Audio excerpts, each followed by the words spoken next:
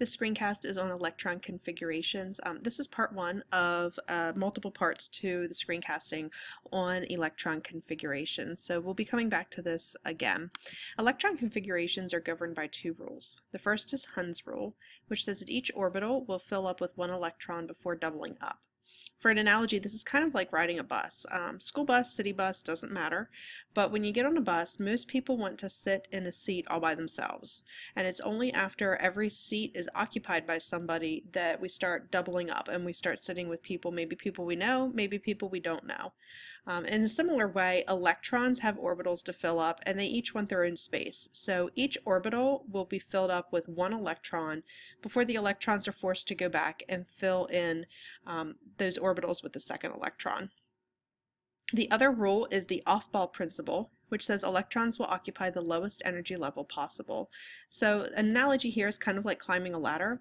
When we climb a ladder, we always start at the bottom and we work our way up. We don't start at the first rung and then jump up to the fifth rung and then back down to the second and then up to the third and then up to the 10th.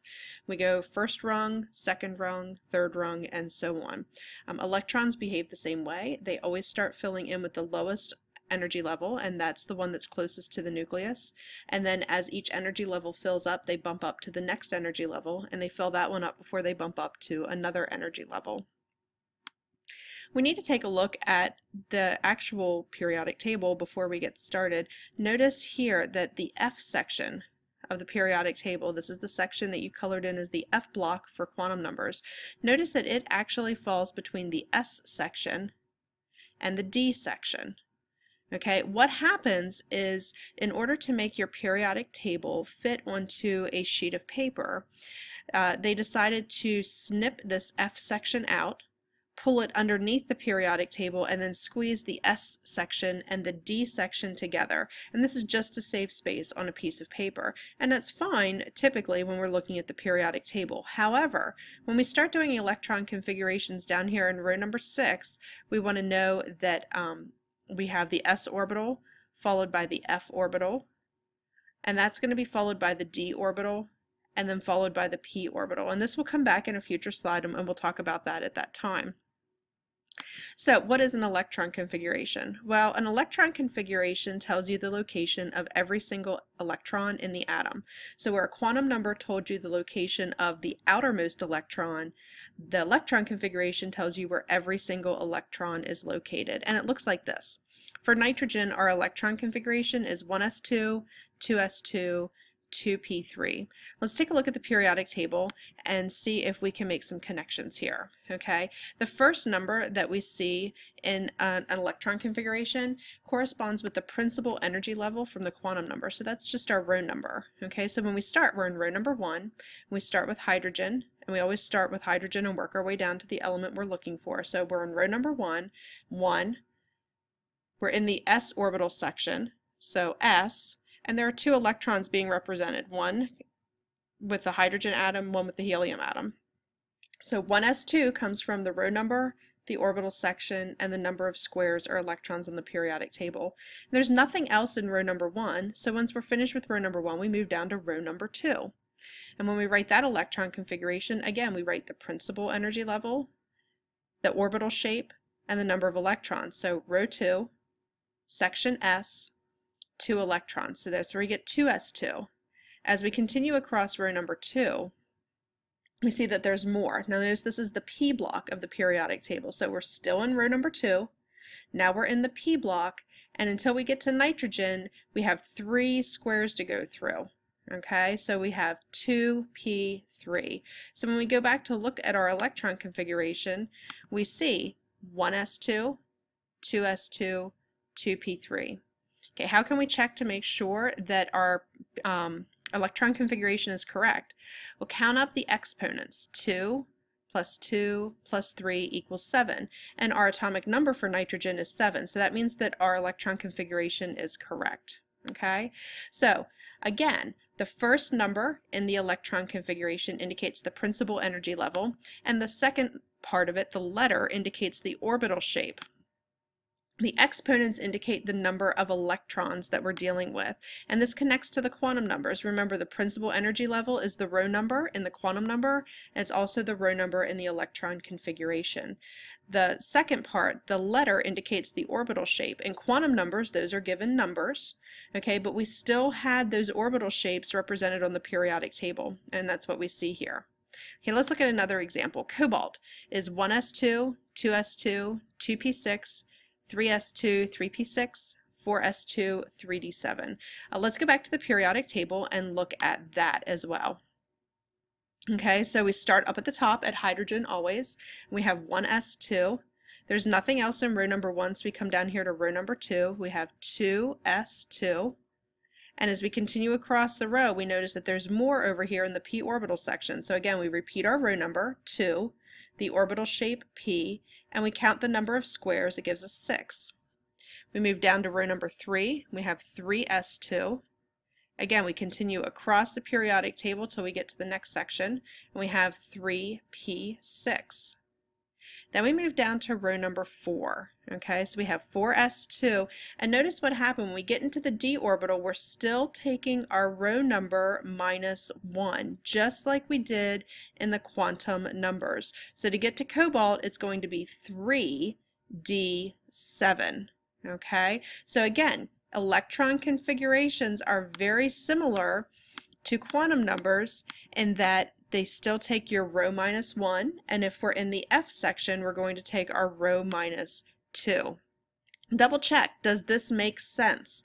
What we're going to do is we're going to take 2 plus 2 plus 6 plus 2 plus 6 plus 2 plus 7. That gives us a total of 27. Is that the atomic number for cobalt? We'll look back at the periodic table. Is the atomic number for cobalt 27? Yes, it is, so this does make sense. Okay, I know this is a long one, but I want you to write out the electron configuration for platinum. Okay, so take out a piece of paper, go to the periodic table, write your electron configuration for platinum. Okay, pause the video while you're doing it and come back in a minute and we'll check your answer.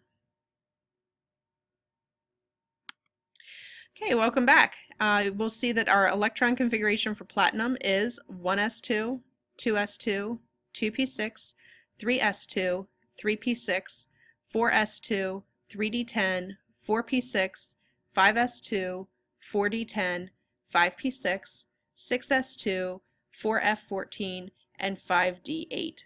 My guess is if you made a mistake here, it probably came down here when you got to the 6s2, 4f14, and 5d8. Okay, if we look at the periodic table, just remember when we get down to row number 6, we're going to do the s orbital, and then we drop down here to the f orbital, and that's where we have our row minus 2. And once we've counted through the f orbital, we jump all the way back up here to the d orbital, and we work our way through the d orbital. Okay, so don't forget that that's the progression when you get to row 6 and row 7. Now, the last thing I want to talk about today are 2 exceptions to electron configurations, and these exceptions happen in 2 groups in the d orbital of the periodic table, the chromium group and the copper group.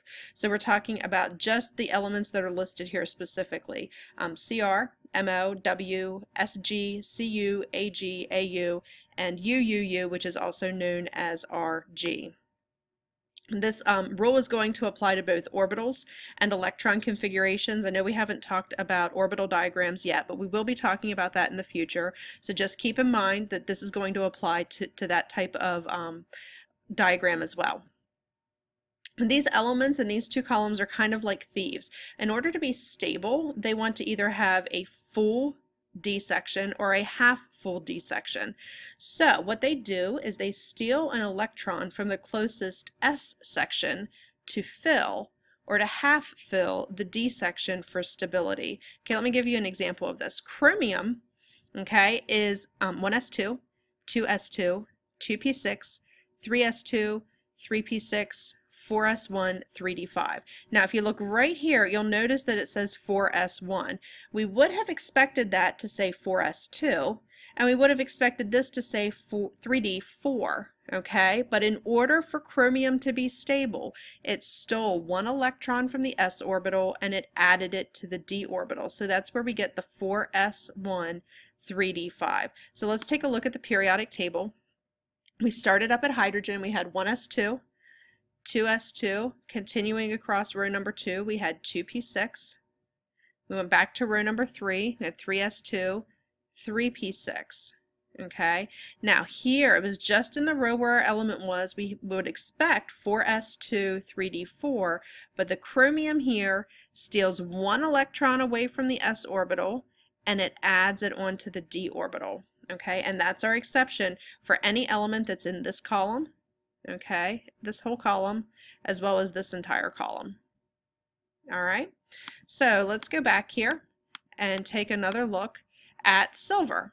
Okay, what I'd like you to do on the same piece of paper that you used for the last electron configuration, I'd like you to pull out your periodic table, pause the video, and write the full electron configuration for silver, keeping in mind that silver is one that has an exception.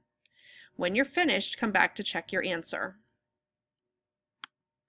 Welcome back. This is the answer for the electron configuration for silver. The electron configuration is 1s2, 2s2, 2p6, 3s2, 3p6, 4s2, 3d10, 4p6, 5s1, 4d10. What I'd like you to finish up with is jot down 2 ways that electron configurations are similar to quantum numbers and 1 way that electron configurations are different than quantum numbers. When you're finished, please take a picture that shows the 2 electron configurations you completed in this screencast, as well as your 2 similarities and 1 difference between electron configurations and quantum numbers. Take a picture of this paper and upload your answers to Schoology.